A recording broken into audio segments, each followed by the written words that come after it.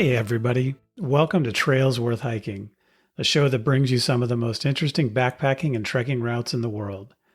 I'm your host, Jeremy Pendry.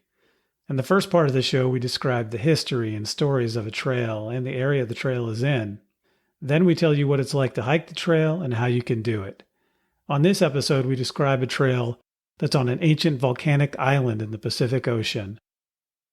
It's an island filled with lush tropical forest. And this is a coastal hike along oceanside cliffs that reaches remote beaches, streams, and waterfalls. And it culminates by reaching an ancient, isolated valley that was once inhabited by native islanders. And today, the valley may still be inhabited by a few renegades. On this episode of Trails Worth Hiking, we travel the Kalalau Trail on the island of Kauai in Hawaii.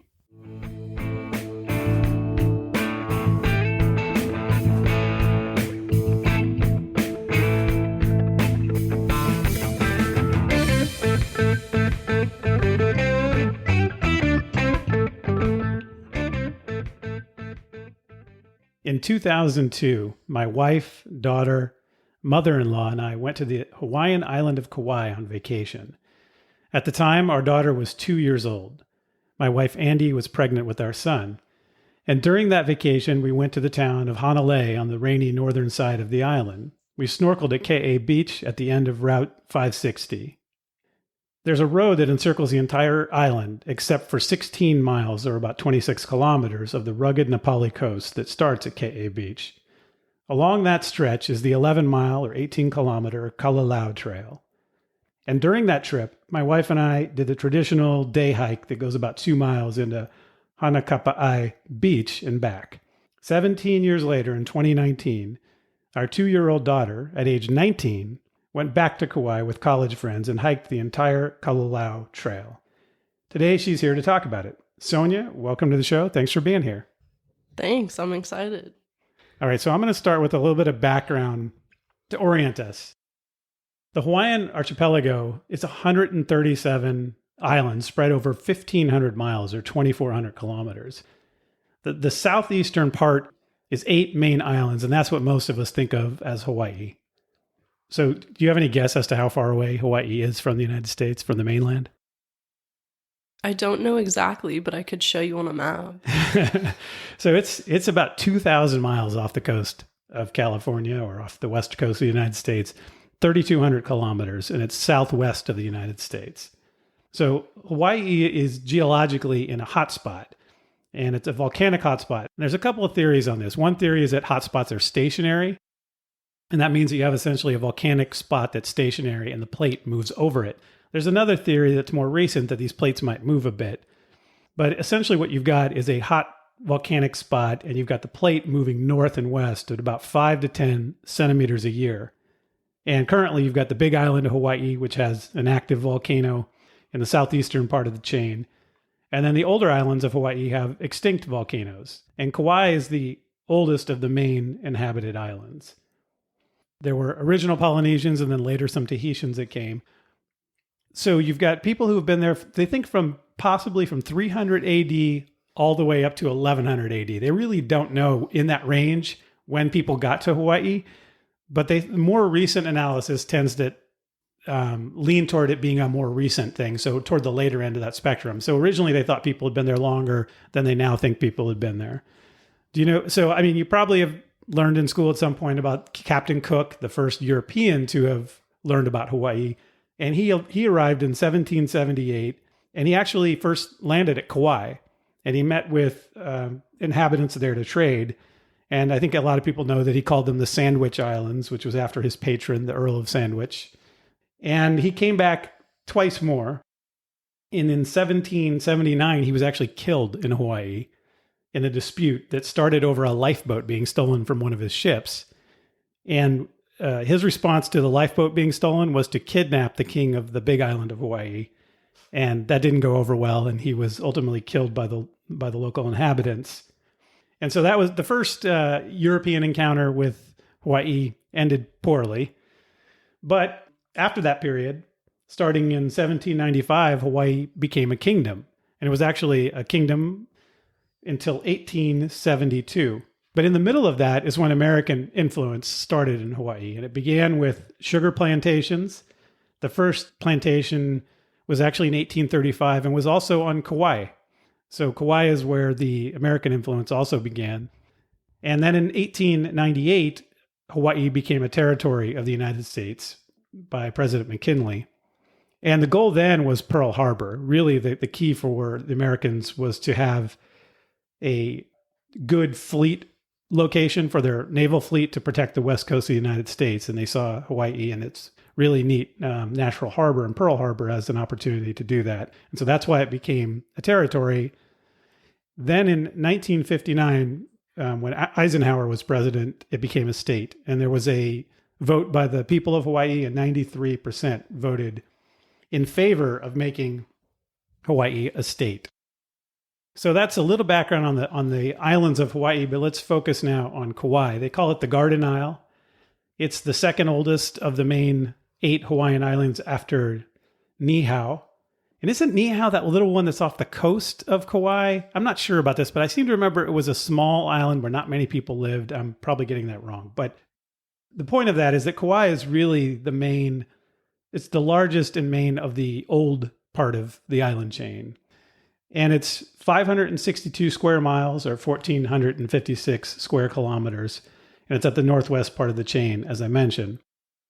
So Kauai remained relatively untouched from traders compared to other islands of Hawaii.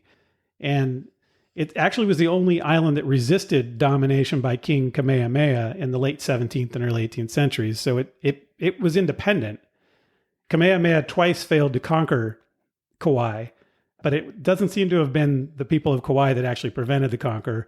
There was a storm that wrecked his troops and his boats that were coming one time, and a second time there was an epidemic that made them sick. Maybe the fates were in favor of the people of Kauai.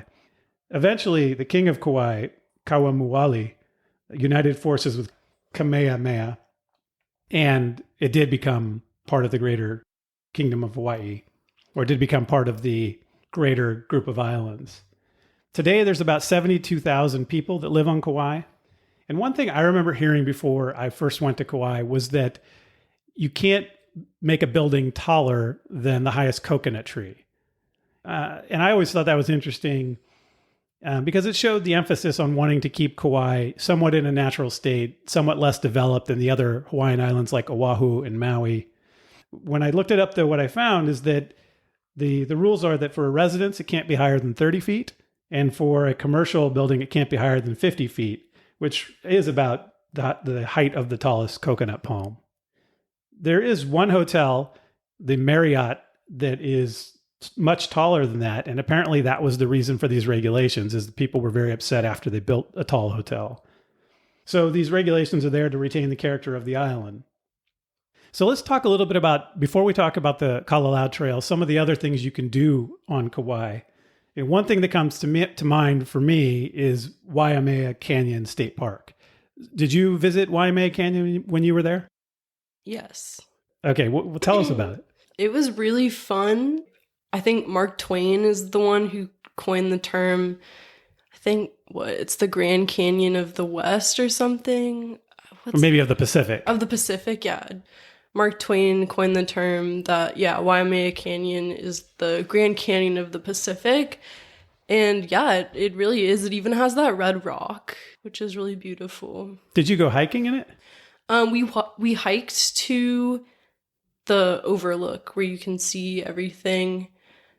And it was actually the first place that we had cell service while we were in that park. So that was kind of nice.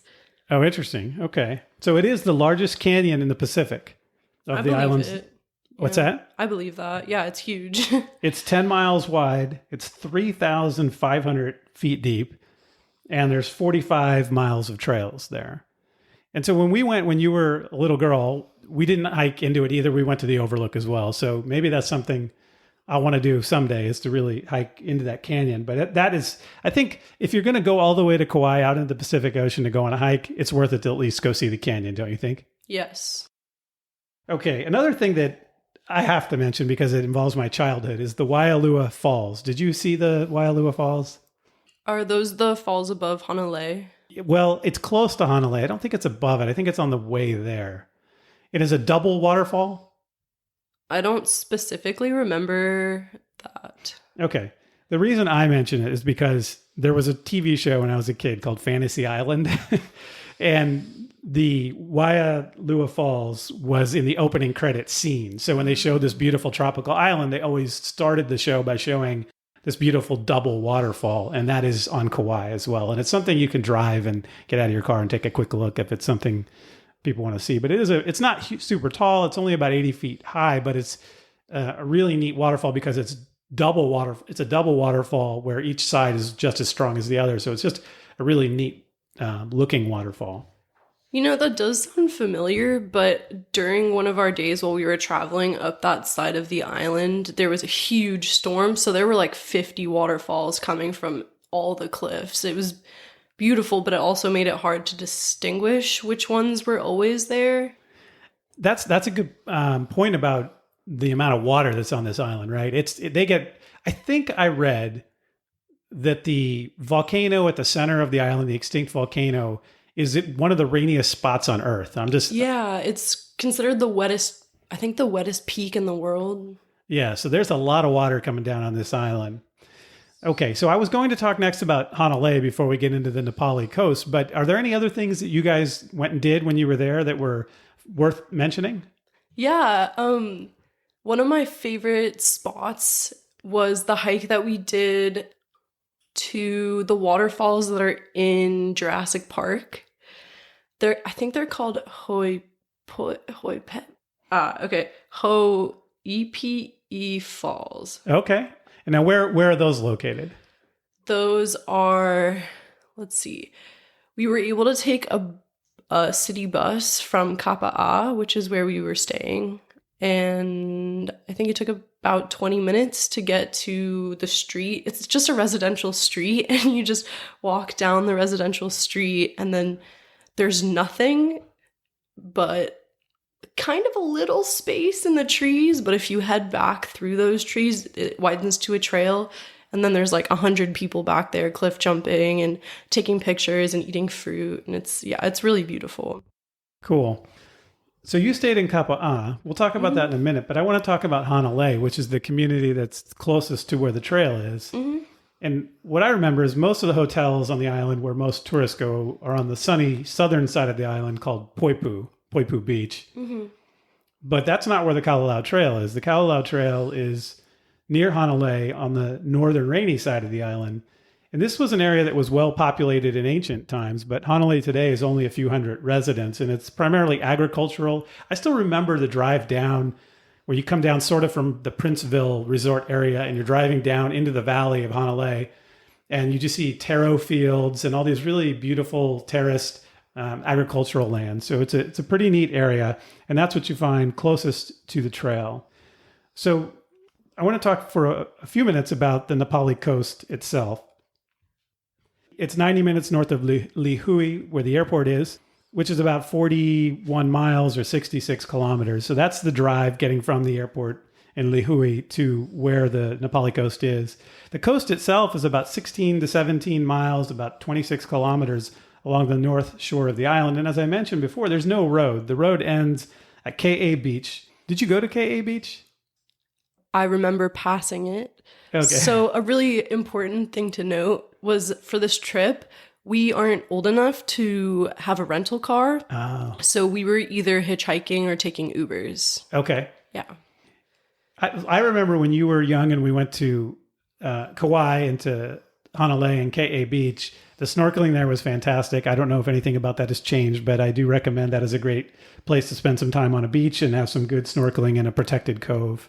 So we've also heard that when we were passing, our Uber driver was like, check this place out. It's great for snorkeling. But there was a really recent flood, I think 2017, that washed like 2 whole hillsides into the ocean.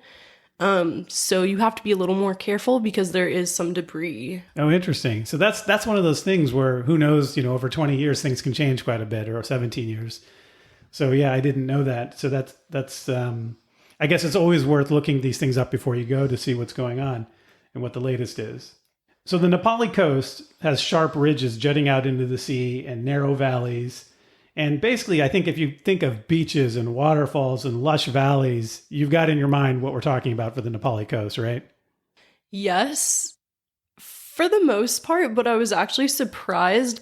Sometimes when you come along the side of a ridge, there's this blank, hot orange rock and just goats.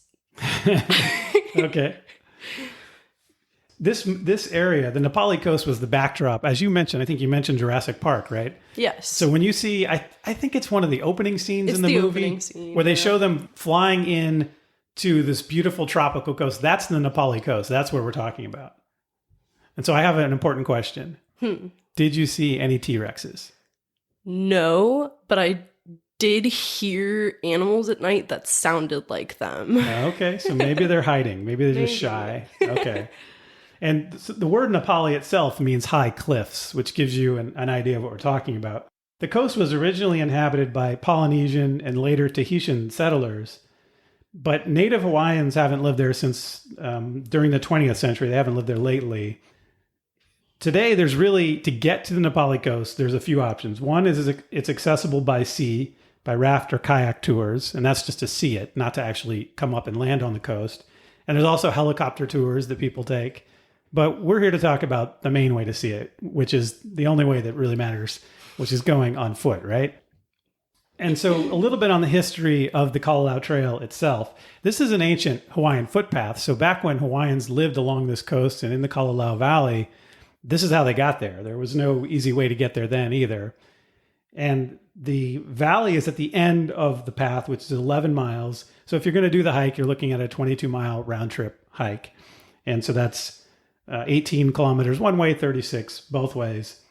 I saw an estimate that in 1778, when Cook arrived, there may have been up to 5,000 people living along that coast and in the valley. That seems high to me. And I think I saw another estimate that was in the high hundreds. So I don't know what the real number is, but there was definitely a fair number of people. There were definitely a fair number of people living out there, farming out there.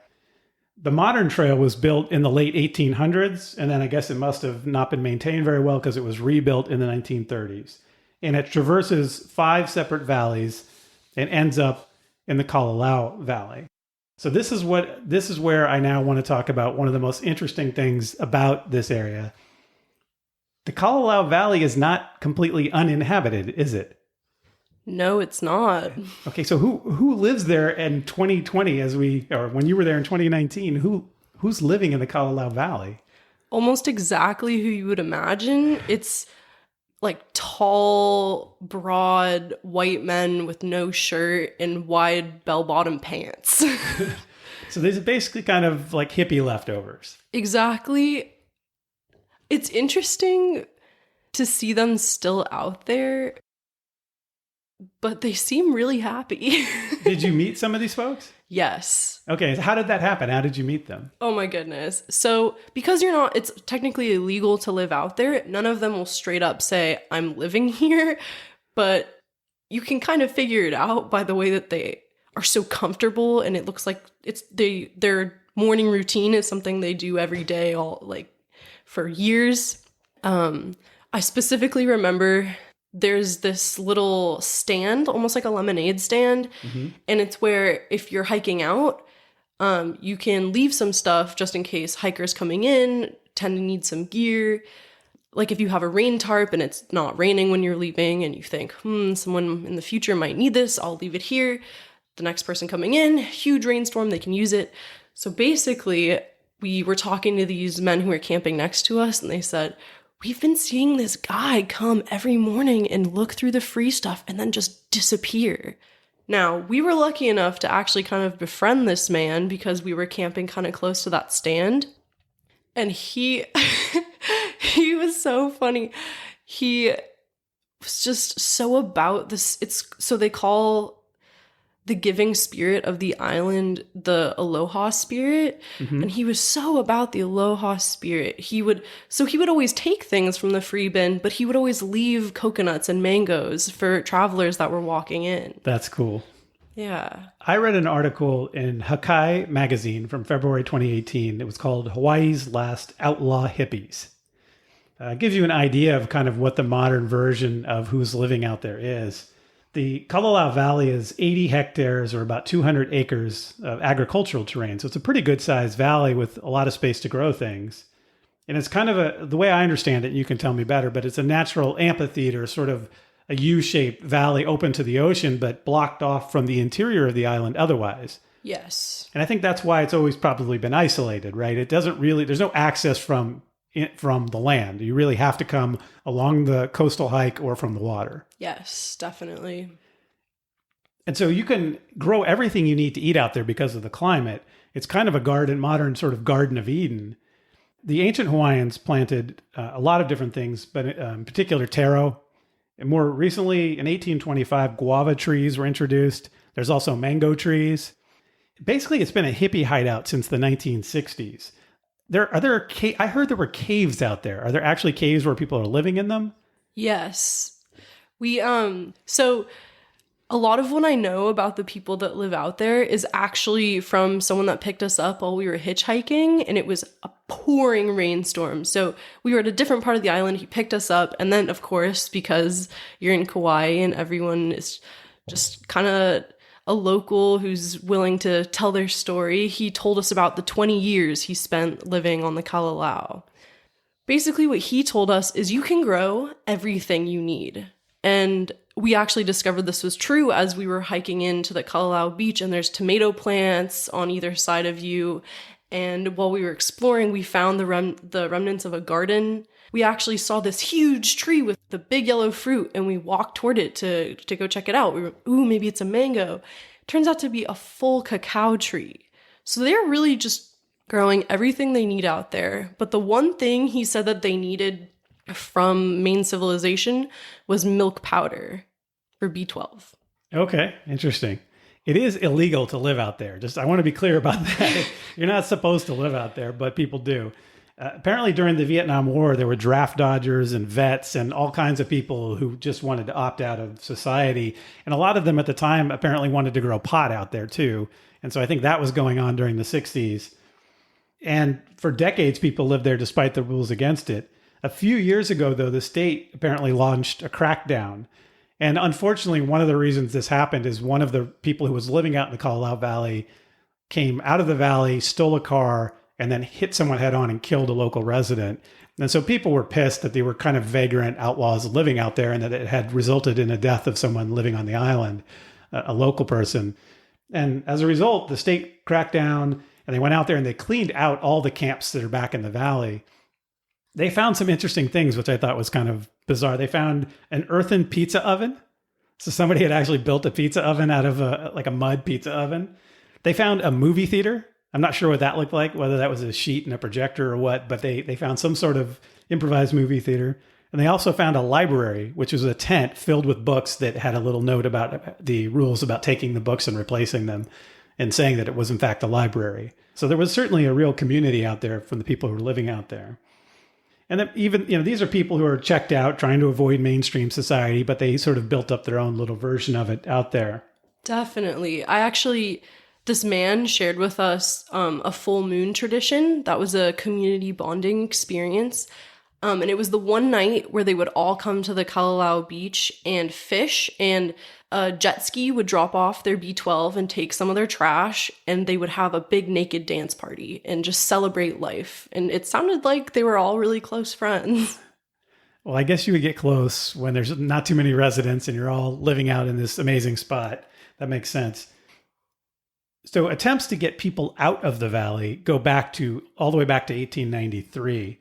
There was actually a sheriff who got killed in an incident with a native Hawaiian who they were trying to get out of the valley, who ended up shooting him. So it hasn't always been peaceful trying to get people out of there. In 1974, the state bought the property, and in 1979, it became a state park. In the mid-1990s, there were 50 to 60 residents, and they called themselves, quote, the family. That's, I guess, how they referred to each other. And they had a community garden that had papaya, banana, jackfruit, chestnut, and I'm seeing a word called soursop, but I don't know what that is. Soursop. No, I read that wrong. It's soursop. So I'll have to look that up, but there's something called soursop they were also growing there. But because of the last few years where they've cleared people out, there's less things there today, less people there, but there are still people there as you found out. So why, if people are thinking about a backpacking trip they should do, why this one? What would be your, what's your 30-second pitch on why this is the hike somebody should really do? It's strenuous, but doable. It tests your limits, but it's not dangerous. And the end beach is maybe the most beautiful place I've ever been in my life. Okay, so I've never been all the way out there. I've only hiked the first 2 miles, but I came up with some of these things. One is beautiful. I assume that would be the case. Another is accessible, meaning it's, like you said, it's not a brutal hike and it's only 11 miles in. There is a section, though, that everyone should be aware of. I'm sure if you do any research on the trail, you'll come across this. I know I did. It's called Crawler's Ledge. Yes, I did research that. Honestly, as someone who has experience backpacking in the Sierra Nevadas, that's nothing. Okay, that's, I watched actually some videos on that because I was curious how dangerous it was. And it did look it did look like something where you have to be certainly paying attention. Definitely. But it didn't look like unreasonably dangerous if you know what you're doing and you're actually aware of what you're doing. We did it in backpacks and Tivas and it was fine. But yeah, you definitely take your time just like across any like rocky ledge, but it's not more dangerous than any other ledge I've ever walked across.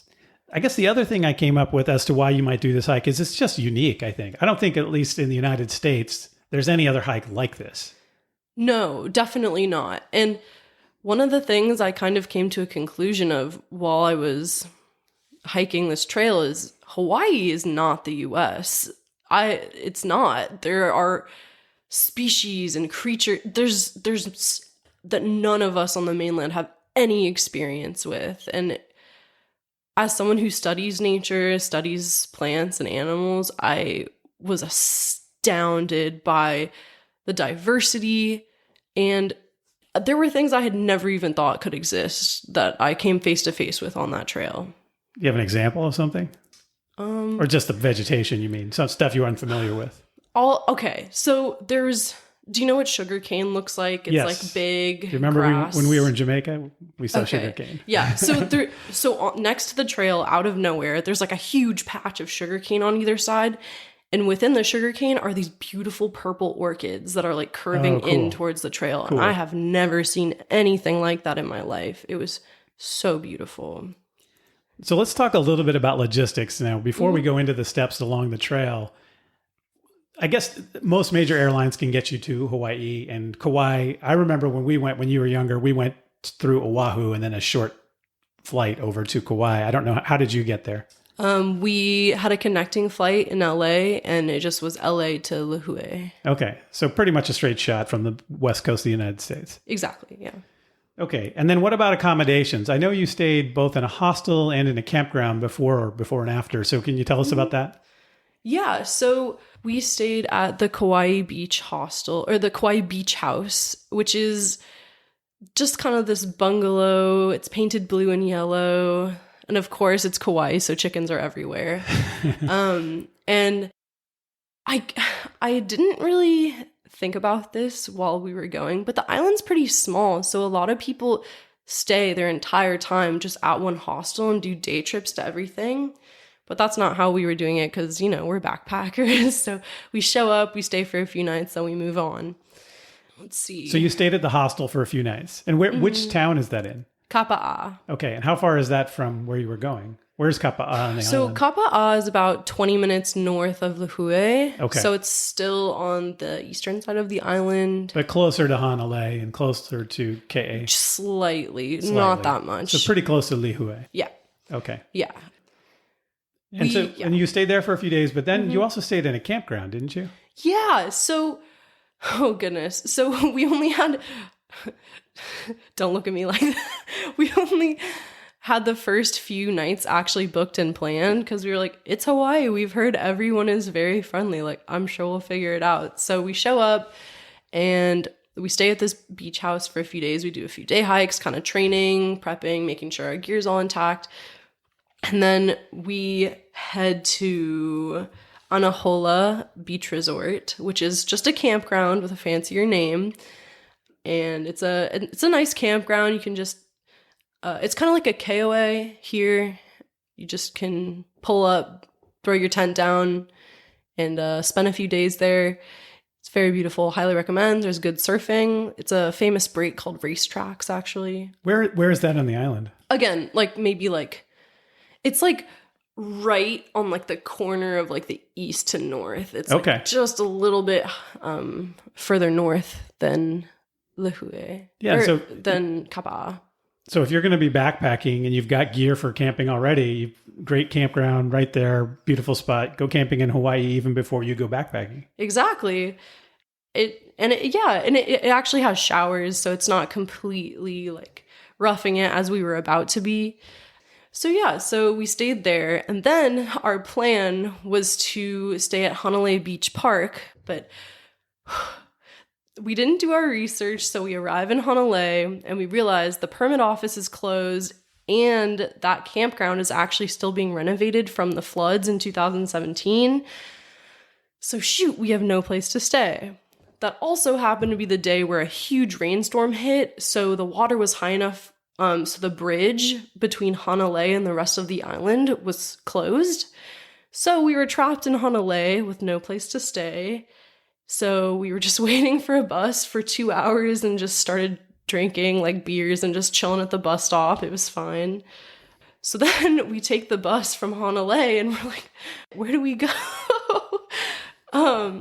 So we end up getting out at a bus stop and then taking an Uber to a campground. Let me find the name of the campground. So this is near Hanalei. Yes. On the Hanalei side of the river, I guess, of the bridge. It's, again, towards that northeastern. Oh, okay. So we were able to get across the bridge on the bus, but much later than we had hoped. So we were just stuck trying to figure out where we were going to go. Maybe I didn't write it down because it was not planned. Okay. So you ended up staying in a different campground. Yeah, I know it starts with an A. Awani. I don't know. It's a really famous spot for snorkeling. Now, so we don't have a permit for this campground, and we get dropped off by an Uber, and it's dark already. So we're like, this is where we're staying. We have no time to assess the situation. We got to set up camp. Like, we're heading off.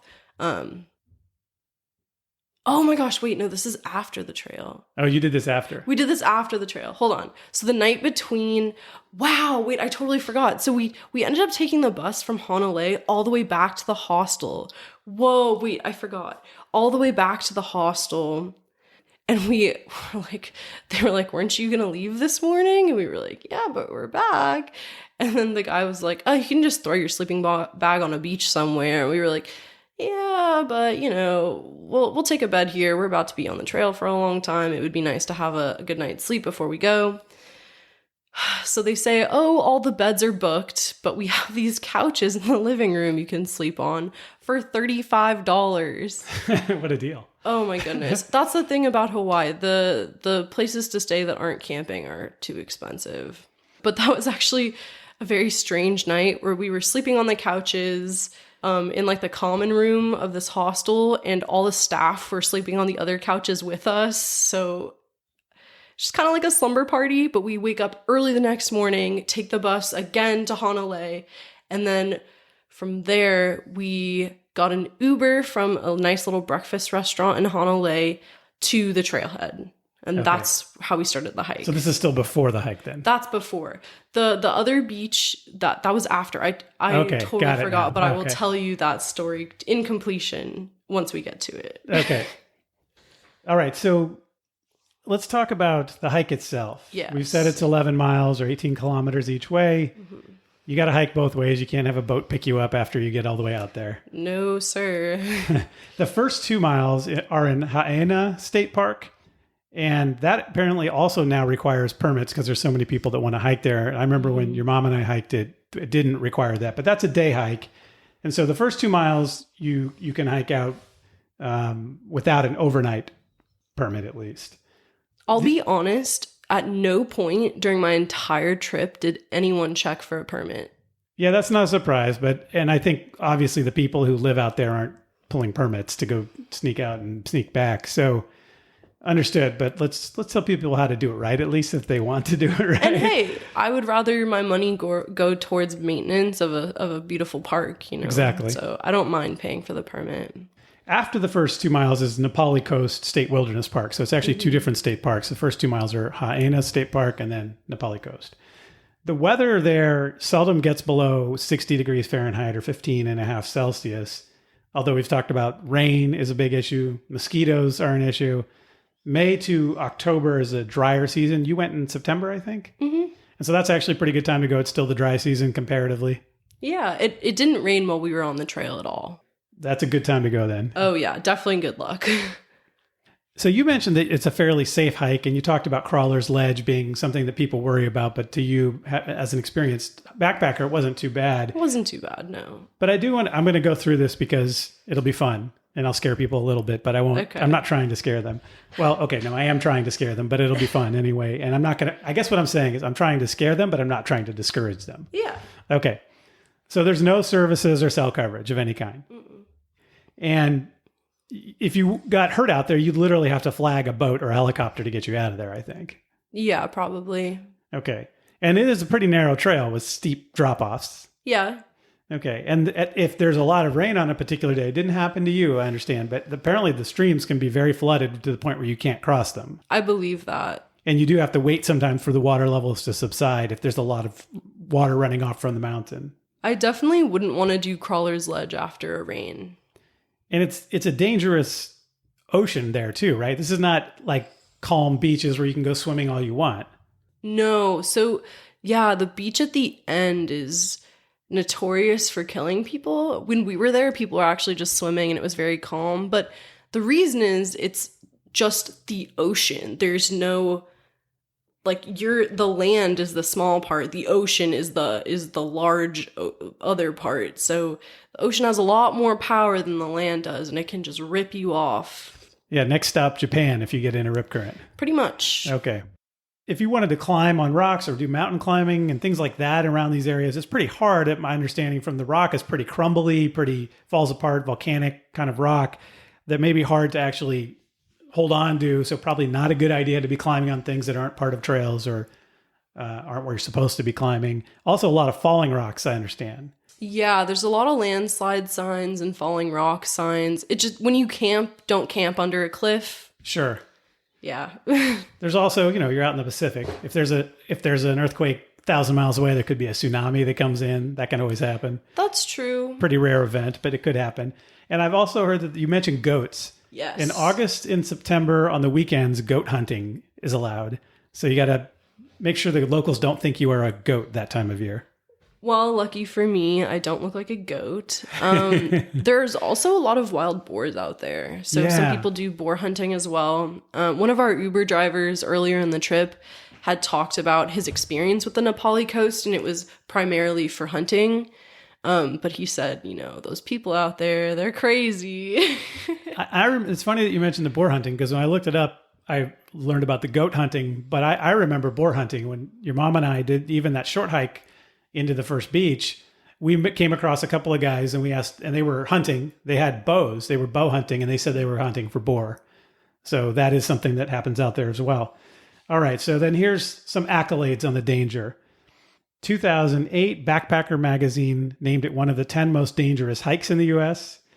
Outside Magazine named it one of the 20 most dangerous hikes in the world. All right, so some examples of incidents. In 2012, a 30-year-old woman fell and died near the waterfall near the Kalalau campsite. I'm not sure how that happened. You're looking at me like that would have been hard to do. That's really hard to do. I'm confused. I don't know where maybe she climbed up somewhere where she shouldn't have. That would make sense. Even that, it didn't. Yeah, maybe. In 2013, a woman died trying to cross a flooded stream. In 2014, a hiker fell 50 feet or about 15 meters off the trail at mile 7, which is near Crawler's Ledge, and died. And more than 100 people have died swimming in the beaches along the Na Pali coast. I would not recommend going for a swim. Okay, so... But all of these things are things you can deal with if you act smartly, it sounds like. Yeah, I mean, I'm just glad you did this research after I did the trail. I was 19 at the time. Yeah, and when I was doing the research, I was wondering how I let my daughter go with her friends. Hey, we had a good time, and we're experienced backpackers. There's nothing to worry about. And we haven't mentioned this yet, but we've talked about, you keep saying we, but it was you and was it 3 other of your college roommates? Yeah, so it was my roommate Anna and my roommate Blair. Blair is a man, just so everyone knows. And Savannah, my other friend. And Savannah and Blair had actually either never been backpacking or been once a long time ago. So Anna and I, who are both very experienced backpackers, did most of the planning and most of the gear recommendations for them. Well, that's a good segue. What is the gear you need for a trip like this? Just stuff that would be different from what's obvious. Like what's rain gear? Okay, rain gear. You need rain gear. Bring more food than you think you'll need, just because, I mean, so here's the thing about the Kalalau. It says, oh, it's a ridge trail. So a lot of people picture like a ridge that's kind of flat but high up, and maybe like getting up to the ridge is kind of steep. No. Basically, you're weaving in and out of these valleys, and the valleys aren't flat. They're up and down. So you're doing a lot of up and down all day. It's a very strenuous hike, but definitely doable. So by the time you finish your day, you're hungry for a meal. Okay, that's good advice. And I guess a pretty lightweight tent, a light sleeping bag because it's not cold. Oh yeah, don't bring heavy warm gear. You're not going to need it. You do need mosquito repellent, I would assume. Definitely. Probably a head net would be a good idea in case it's bad. Mm-hmm. And water purification or filtering? Yes. Okay. And like you said, you hiked in Tivas, right? Yeah, I hiked it in Tivas, and it was actually nicer because I was able to cross the water without having to stop. Okay. So about shoes. Lightweight shoes or even hiking sandals. Yeah. What about navigation? I mean, it's just along a cliff. Do you need a map, or is there some local one they give you? Yeah, so I had the AAA Kauai map, and it had the road and the trail on it. So it was just more of an emergency measure because we didn't end up needing it at all. I will say, at a certain point, everyone hikes their own hike. There's a little bit of space between all of us. We're just going at our own pace. There were, I think, 2 to 3 times where I had been hiking and hiking and hiking, and I look up and I realized I was off the trail and accidentally on a trail to someone's home back in the valley. So you have to be conscious of, once you understand the rhythm of the trail, it's weaving in and out of the valleys, it doesn't go too deep, and then it comes around the side. Once you understand that, it's easier to keep track of the trail, but those first few valleys, I was heading back towards someone's little pad in the jungle. And there are a couple of places where you can head back on hikes to waterfalls, aren't there? Yes. So there's one by the like mid spot camp. Dang, I forget the name of it. We'll get to that. I have it here somewhere. Okay. So the funny thing is there's a sign that says, oh, it's like a mile away. In the guidebooks I was reading, it says, oh, it's a mile away. It was about like a 3-minute walk from the campground, the waterfall that they say you can walk to and swim in. We just like did our little afternoon rinse there because it was so close to our campground. So I'm not sure why it's marked as something that's farther away. Okay. But yeah, there's waterfalls around. So you do have to have a permit to camp out there, as we've talked about, although, as we've also mentioned, some of the people who are kind of renegades out there don't use them. But you do have to have a permit. Otherwise, as I mentioned before, you can hike in 2 miles or about 3.2 kilometers to the first beach and back. It's $20 per person per day. Is that right? Yeah, that sounds right. And they only allow apparently 60 people at a time. I don't know if that means per day or total, but there are limits on the number of people that can be out there. You can reserve up to 90 days in advance, and the permits do run out if you don't do it, right? Yes. So, I definitely recommend, if you want to go, get the permit before you get the airplane ticket. Okay. And you get them from an online reservation system from the Hawaii Department of Land and Natural Resources. Mm-hmm. And there's 2 places you can camp. There's Kalalau at the end of the trail and Hanakoa. Oh my goodness. Hanakoa can... Ugh. But wait, you said, before we get to that, was it hard to get a permit, or if you actually plan the 90 days out, you can do it pretty easily for the days you want? It was pretty easy, especially because the trail had been closed for maintenance up until I think September. So people who would typically be planning to do that trail probably weren't planning to do it that year because of the maintenance. Okay. Yeah. So let's go through a basic itinerary of the trip. So you start at Ka Beach at the end of the road. Mm-hmm.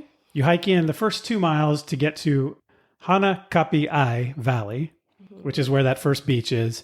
And that's the end of Haena State Park. Again, you don't want to swim on this beach. There are apparently regular drownings, serious rip currents.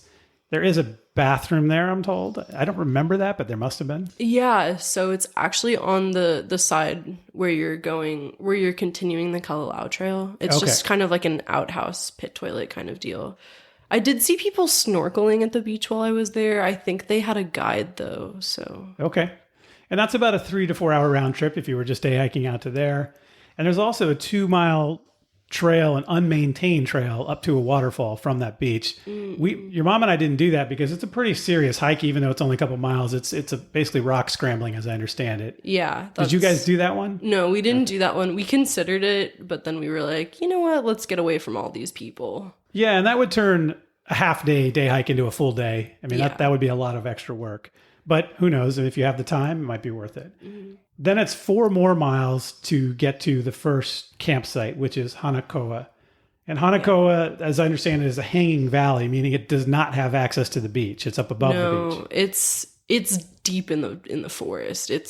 Okay. Yeah, you can barely see the sunlight. And there's a stream there, and the stream just goes over the cliff. Again, it doesn't work its way down to the beach, I think. No, but I wouldn't call it a stream. It's definitely thicker and faster. And unfortunately, the bathrooms are on the other side from where you camp. So if you really got to go, that is a tough break. And there, as you mentioned, there's a waterfall there that's a short hike from the campground area. Yeah. And I guess you told me before we recorded this that you did not like this campsite. No. What was the issue? Awful. Oh, goodness. So first of all, there's 2 little like rain shelters. So everyone who's camping there is crowded underneath there. We actually met some very friendly people and cooked and ate dinner with them. But if there were more people at that site, I don't think it would have worked. And goodness, so the mosquitoes were awful at this spot. My friend Anna slept in her hammock and she woke up covered in like just gnarly bites, like her whole legs. It was whew. Yeah, I don't think a lot of us slept that much that night because, well, as someone who backpacks a lot, I know while you're hiking during the day, it's a good idea to listen to the sounds around you so you know what to expect at night. Because I know like that can be kind of scary if you aren't paying attention and you hear all these sounds. But if you've been listening all day, you're like, oh, that's that bird that I saw. Or, oh, that's what it sounds like when a guava hits the ground. But to someone who wasn't listening, it might sound like footsteps. So people were a little unsettled throughout that first night. Yes, but we were able to make it work and get going the next day. And actually, as much as I'm hating on this campsite, so because we were backpacking but had also planned to travel before and after, we had extra gear with us that we were like, we don't want to carry this all the way out to Kalalau Beach, especially on Crawler's Ledge. Did you stow it there? Yeah, we just set up one of our hammocks and threw all of the stuff we didn't need into the hammock and just closed it, and it was there when we got back. So as much as I did not like the campsite, it was a secure place to leave some belongings, and people were very respectful. Cool. And so after that campsite, my understanding, that's where you get to Crawler's Ledge pretty soon after. It goes uphill, apparently. Yes. And I think that's actually why, because if it's raining, you don't want to do Crawler's Ledge, so that way you have a spot to stay for the time you're waiting to do that part of the trail. Okay. And so then Crawler's Ledge is at about mile 7. As we mentioned, Yes. That's just a very narrow part of the trail. It looks like volcanic rock from the pictures I've seen. I can actually show you one of my pictures if you'd like to see it. Pictures don't look great on podcasts. Well, I can send you some if you want to put them up. But yeah, it's like black volcanic rock, and it goes straight up. It goes straight up and then straight down. And the ocean below you is like just this turquoise, beautiful. The rock is black. And there's actually, have you heard of a sunrise shell? No. It's, Shell the gas station? Yes. it's that shell, but it actually has a lot of significance in Hawaiian culture, and they're like $200 if you find one. Huh. But in that crawler's ledge, there's like a little hole in the wall where someone had actually put a sunrise shell. So Is that supposed to be a good luck omen for people hiking? I think it's supposed to be good luck. I think it's supposed to remind you of how incredible all of this is. It was definitely a very special moment of the trail. Cool. Yeah. And so then from mile 7 to 11, there's no campsites.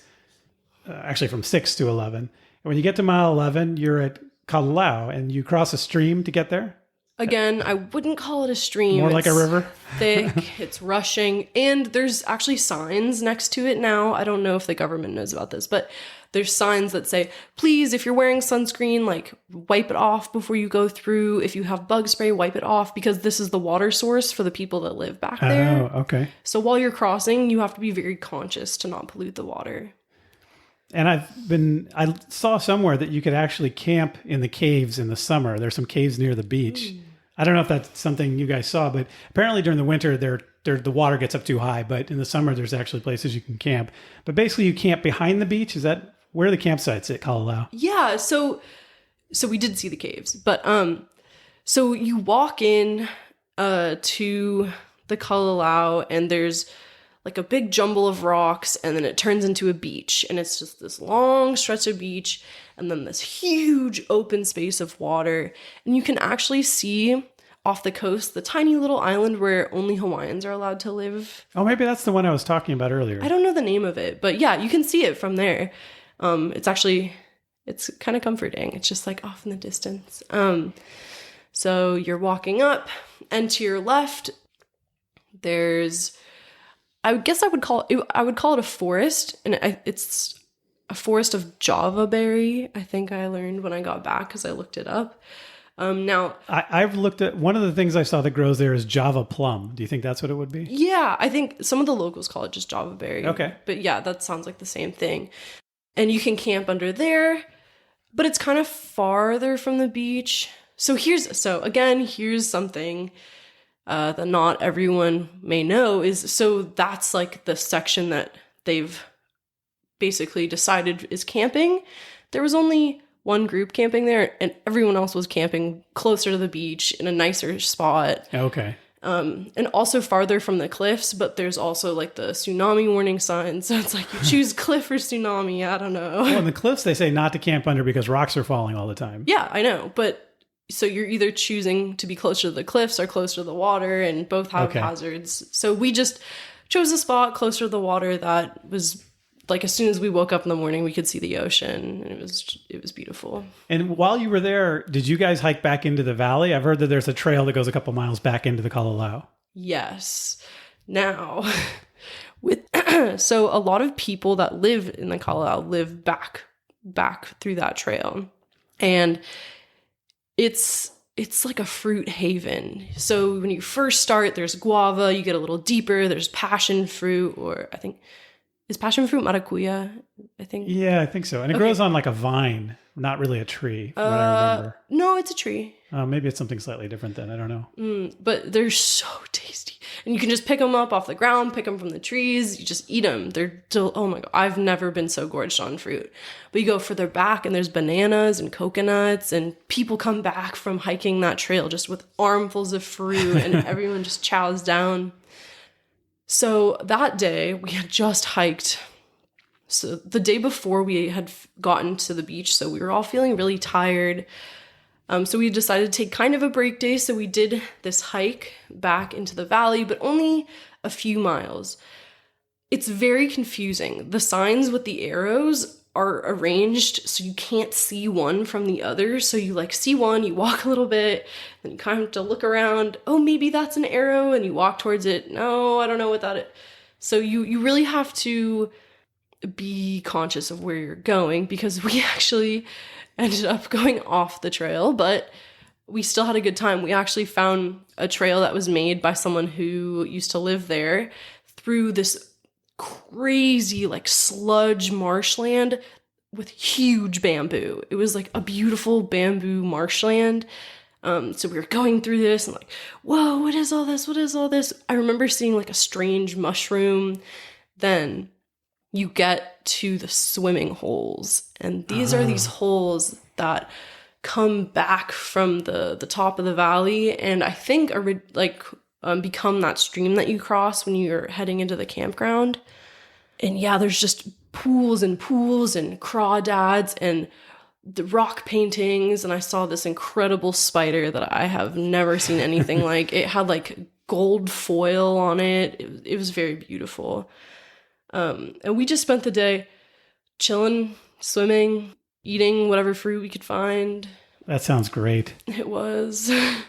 Did you see any of the stonework or terracing that was built from the original Native Hawaiians? I mean, my understanding is that valley, there's sort of agricultural terraces where they originally had taro growing.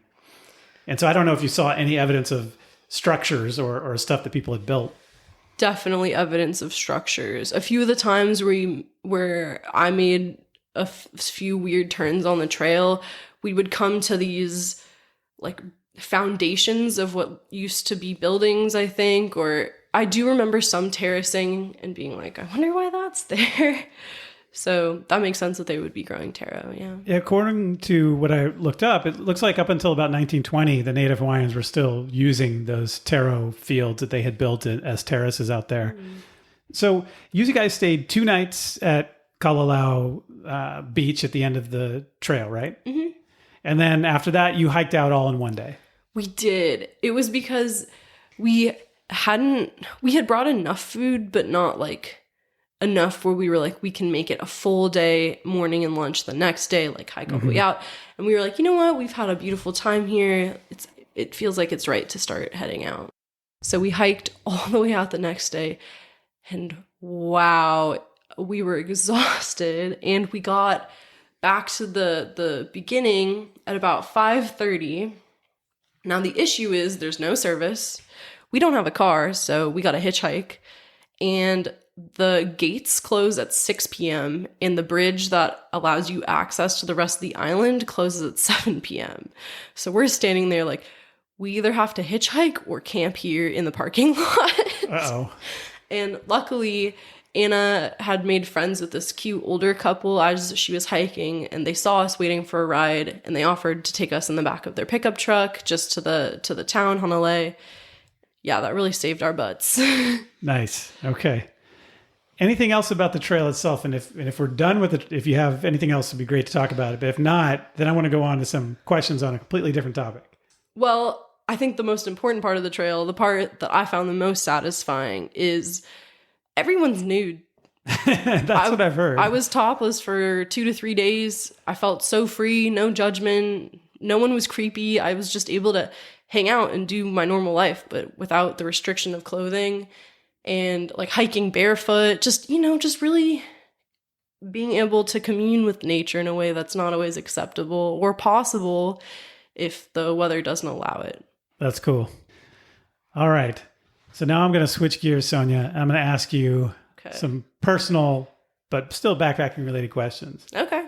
And so you grew up backpacking. I took you backpacking for the first time when you were 3 years old. And then I took your brother a few years later when he was 3 years old. And we've been backpacking and trekking ever since. What is that?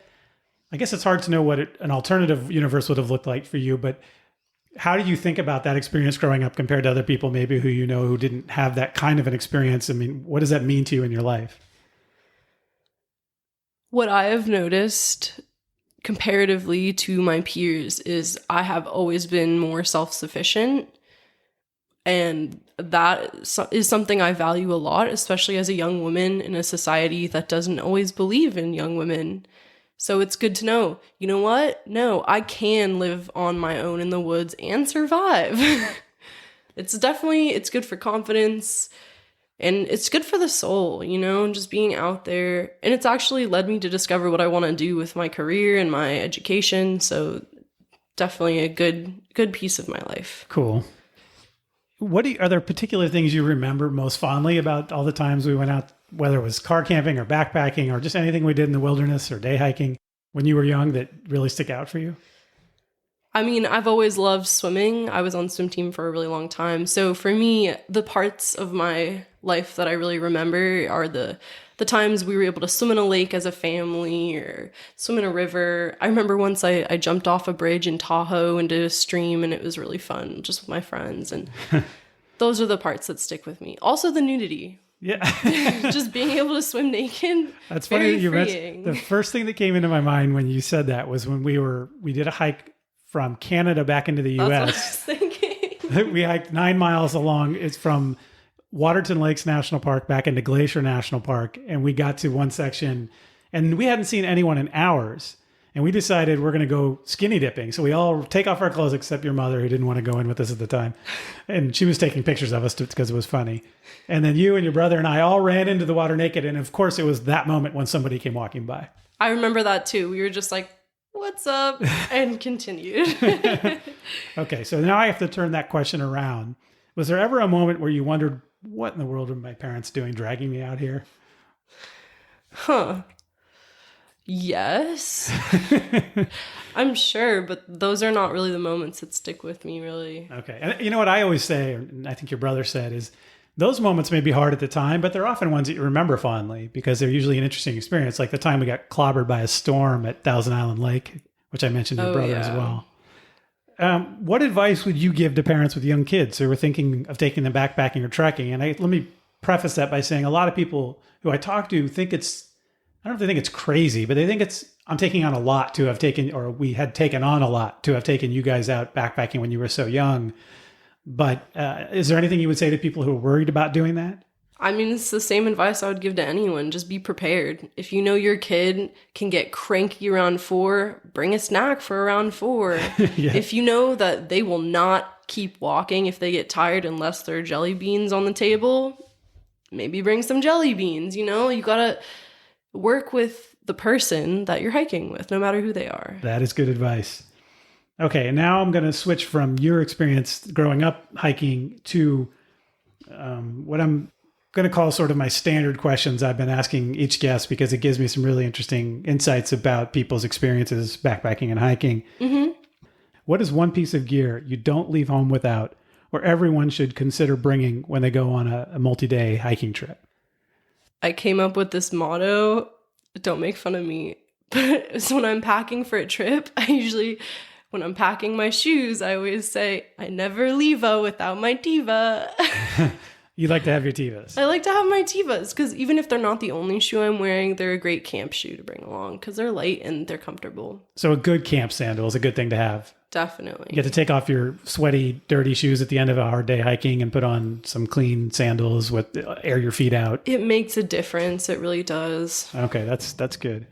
What's the best backpacking, trekking, camping, or wilderness travel advice you've ever gotten? What's something that somebody said or you learned that really stuck with you about something you should always be thinking about?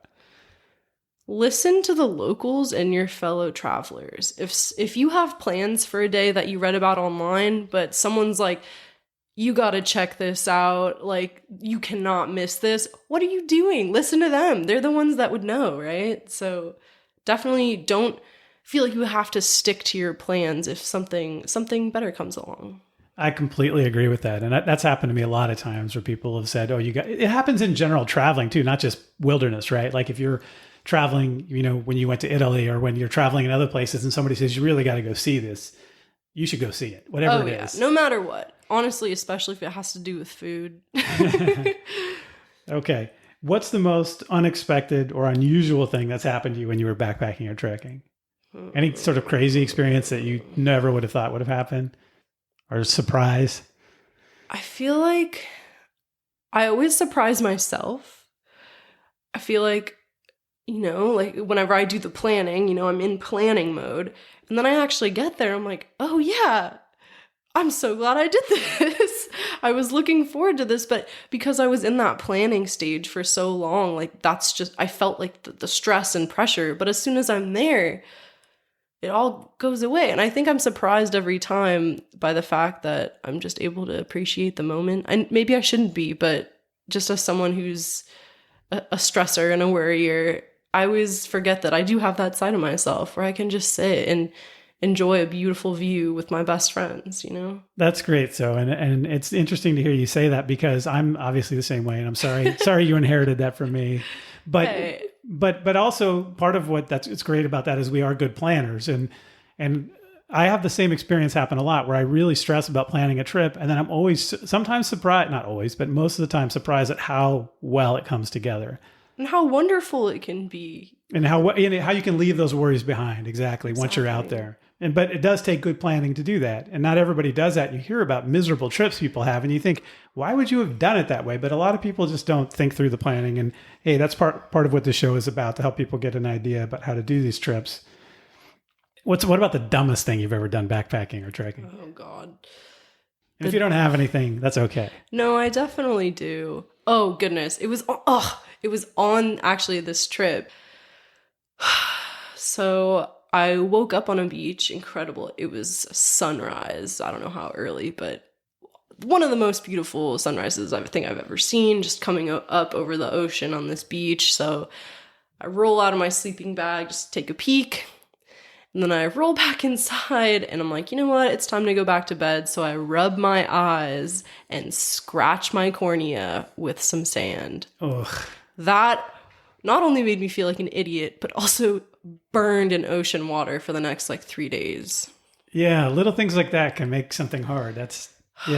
Just be cleanly. Hygiene can really help. What about the opposite? Something really resourceful that you were able to do on a trip that you came up with? Also on this trip, okay. I had a lot of time. I had a lot of freedom on this backpacking trip. So the most resourceful, we had actually been to Ecuador earlier that summer. And in Ecuador, I noticed a lot of the women, instead of wearing backpacks, they use scarves, and they kind of tie the ends in front of them and then have most of the fabric in the back and use that as a backpack. So while we were on this trail, I was actually able to do that with my microfiber towel. Mm-hmm. And anytime we'd find cool fruit or maybe, something interesting, we'd just throw it in my little scarf backpack, towel backpack, and just bring it along. And it worked for every day hike we did. That's pretty cool. Yeah, it was fun. What's one hike you've done that others should not miss? Of all the ones you've done. All of them. I mean, this could be this one, but if you have another one, we've talked a lot about this one, so maybe there's something else. Honestly, there's nothing like the waterfall at the end of the Kalalau. Okay. It's set up to be a shower. So you've been hiking 11 miles, you're disgusting, you're sweaty. You show up, you strip nude and just shower in the waterfall with a view of the beach. That sounds pretty good. There's nothing like it. All right. Everyone should experience that. Everyone should, if you can. Okay, so what's the next trail on your list or the hike you most want to do? Ooh. I want to do a longer one, either John Muir Trail or Tahoe Rim Trail. I don't know. I've been talking to some friends, and I think a few of us are interested, so we'll see what happens. I highly recommend both of those. Okay. Sonya, thanks for coming on the show. Thanks for having me.